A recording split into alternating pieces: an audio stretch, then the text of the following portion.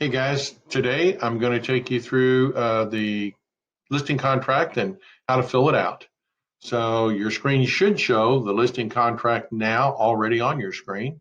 So let's just start going through it. So here we go. Pardon my pointer, sometimes it's an arrow, sometimes it's two brackets back to back. I don't know why.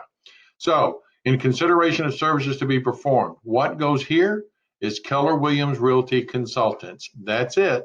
Not your name, not somebody else's name, not a team name, just Keller Williams Realty Consultants. That's who the contract is actually with. It's between the seller and our company. So that's all that goes there. And then the name of the seller would go here under brokered for. If there are two sellers who are on the deed, both their names need to be there. So everyone who's on the deed actually needs to be in that area. And then we're going to know property known as the street address. As you can watch my cursor, the street address. The next thing is the township. I'm seeing a lot of people leave that off. It does need to be there. The county that the property is located in, the city, followed by the zip code. Excuse me. Then the most important thing is the legal description. You can find the legal description through the tax card, but it must be on the contract. Another item that needs to be on the contract, obviously, because it's actually not a contract without it, is the start date and the ending date of that contract. Then the list price done here numerically, spelled out here in longhand, and then the possession, whatever that's going to be for you, whether it's at closing or to be determined, whatever it might be. Then the next few things, these are also very important. The seller represents that the seller is or is not delinquent on any loans which could constitute a lien on the property. Then the seller represents that the total loans affecting the property do or do not exceed the list price and the cost of sale. So basically what they're saying there is you've presented them with their net sheet, which is a required form in our office. And through that form, you are able to determine whether it does or does not exceed the price and the cost of sale. These are required check boxes. Seller is not a party to any bankruptcy proceeding. So if they're in bankruptcy, whether that be Chapter 13 or Chapter 7 or Chapter 11, then there are consequences that must be addressed in the contract if that is the case. So they're going to tell you whether or not they are or are not. Then the seller did not acquire ownership of the property at a tax sale, sheriff's sale, or any judicial sale or mortgage foreclosure proceeding. Yes or no? It's a simple question. Sometimes it's hard to get the answer, but there are also consequences if they purchase the property under those conditions. So that question must be answered. The next question, on line 21 there, the seller is or is not a foreign person or individual or entity, and the seller is or is not subject to Foreign Investment in Real Estate Property Tax Act. You can look that act up. Here's the URL address so that you can look it up. They need to answer both of those questions, even if the answer the first one is not. Then the terms of sale, we're going to checkbox those items that we believe that the property would qualify for. If you don't consider yourself knowledgeable enough to check those boxes, then you need to call somebody and talk to them, somebody more experienced. You can call me or anyone, but you should check the boxes that do apply. The other might be rural housing, USDA, things like that. Then the seller agrees to pay the costs associated with financing not to exceed. So we're asking our seller up front, when the buyer asks you to pay prepaid and closing costs, as they often do, is there an amount that you're willing to pay, and put that in the contract right now. Generally, I leave that to be determined. The reason that I do that is because if I put a number in there, let's say it's $2,000, and the buyer asks for $2,500, there's a good chance my seller is going to say, well, I agreed to $2,000, no more than that. And that just might kill the deal. So generally I put to be determined there, but it does allow you to explain to your seller that they are likely going to be asked for prepaid and closing costs, because it's pretty common. Then the next thing is the property is offered for sale. The above list price includes the property and all improvements and fixtures permanently installed and affixed thereto except. So my best example of this is I listed a property once for a young lady, asked her if there was anything that was attached to the property that she thought a buyer might expect her to leave with the property. She said there was nothing. When she moved out, there was actually, she took the mantle over the fireplace. It was built by hand by her uncle. She didn't tell us. It became a little bit of an issue. We got through it. But those are the things that you're looking for. So just a word to the wise, what I say to my sellers is, if you intend to take something down like a chandelier, a mantle to a fireplace, anything, take it now and replace it with what you'd be willing to leave behind so that it doesn't become a negotiating issue later. But in any case, that's where those items would go. Items of personal property included in the sale. So are they going to leave the washer, the dryer, the refrigerator, and things like that? Then also anything, by the way, in bold print, you should read aloud to your seller. Seller shall remove all debris and personal property not included in the sale, any existing improvements and fixtures permanently installed and affixed, which the seller does not want included in the sale, shall be removed by the seller prior to the effective date of this listing and replaced with an appropriate substitute of applicable. So basically when they sign this, they're saying, yeah, you know what? I'm going to take that chandelier down. I'm going to remove that mantle or whatever that item is and replace it with something else. Now we're going to move on down to line 49. The property is sold, optioned, leased, or exchanged by the seller or any other person within blank days after the termination of the listing contract. Generally, what I put in there is 180 days. So what this says is the seller can't sell that property to someone who looked at it while it was listed after the listing expires for up to 180 days. The caveat to that, the one change to that is if they list their property then with somebody else, then that rule no longer applies.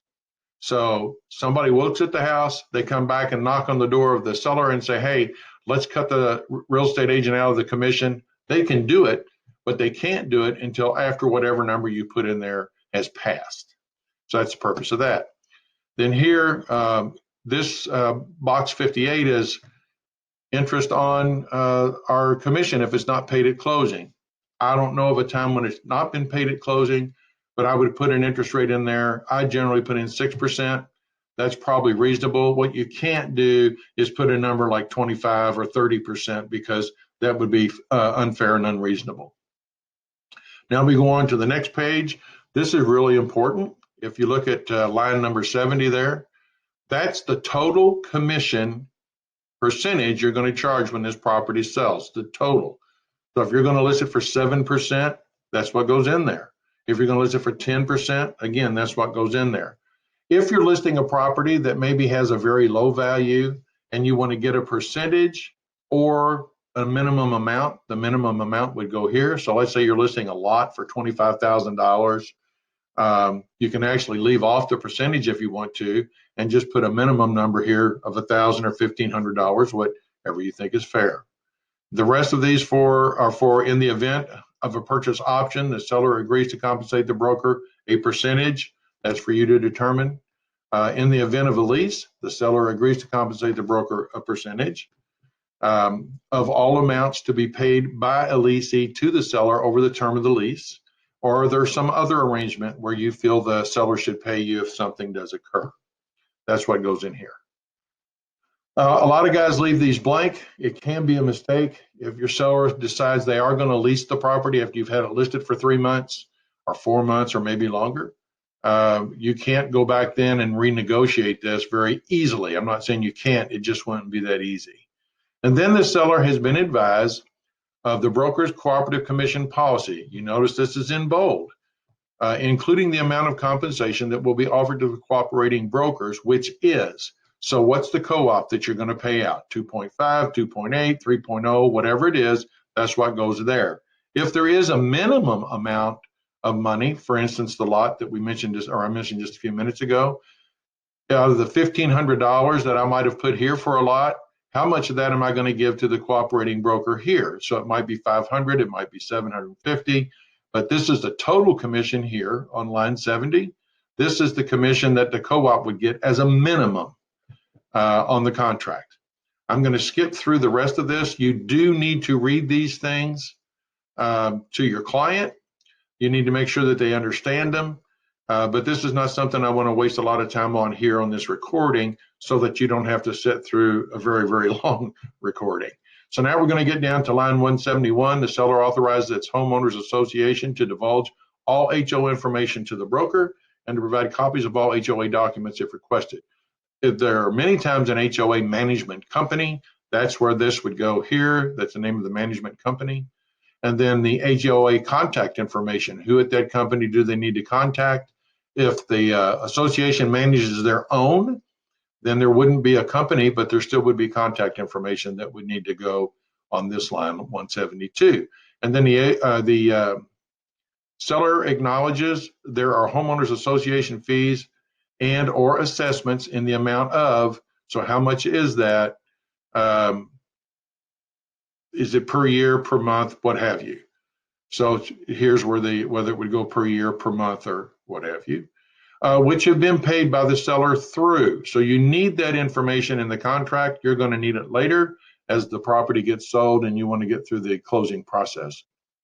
And then down here on line 178, the seller authorizes its lending institution to divulge all mortgage information to the broker and to provide copies of the note and mortgage if requested. The seller's lending institution is whoever that is. And the mortgage loan number is what? That is good information to have. Sometimes your seller might be a little reluctant to share their mortgage account number with you. Simply what I say to people is, the only thing I can do with this is make mortgage payments for you, which I'm not going to do. So if you want to share that with me, it just makes it a little bit easier further down the road when we do get your property under contract. Line 184, the seller does or does not authorize the broker to disclose the existence of written offers to the buyer. If the seller has authorized disclosure of the existence of offers on the property, brokers shall also disclose, if asked, whether offers were obtained by the listing licensee, another licensee in the listing firm, or by a cooperating broker. Disclosure of individual and company names is not necessary. So, do they want you to disclose it to others or do they not? That's your decision. I generally ask my guys to say yes so that we can possibly get ourselves into a multiple offer situation if I do receive more than one offer. Then on to the next page, the seller instructs the broker to make reasonable efforts to notify the seller of showing request. If the seller cannot be contacted to schedule a showing. So I always put does not authorize. The seller instructs the broker to make reasonable efforts to notify the seller of showing requests. If the seller cannot be contacted to schedule a showing, do you want the seller to allow you to do it, to go ahead and schedule the showing or not? So I generally put does not authorize. I make sure that my sellers see every showing before it takes place as it's requested. Then we're on down to wire fraud. Again, this is something you need to stress with your seller, even though it's the buyer who's likely going to be the one to deal with wiring money to a closing. So read that to your client. Further conditions. Are there any special circumstances that would apply to this contract that generally doesn't apply to all contracts? So it might be the case where the seller says, you know what, you're not going to take the professional pictures until next week. And I don't want this to be marketed without professional pictures. If that is the case, then you must have it in the contract. If you put this in the multiple listing service, which must be done, I believe it's now within 24 hours of a contract. Once you put that thing in the MLS, then it has to go live. Without pictures is not very helpful. But if the seller says, I don't want you to go live with it until the pictures are done, they must direct you in that way in the contract. So you can't say later on, well, the seller didn't want me to, because what's going to happen is the board of realtors is liable to ask you for proof of that. This is where it goes. Then the seller is going to sign it. The agent can sign it or put their name. Also, please put your license number. And then your managing broker, which in this case at the moment is me, I would sign it here for you. And then your contract is completed. I would ask you to please go through the contract slowly. Make sure that you've read the entire contract start to finish. One thing that you can do as we're going through this contract here is you can pause it at any time and take a minute to read the contract. That's the simple, easy way to fill out a listing contract form. If you have any questions, please give me a call.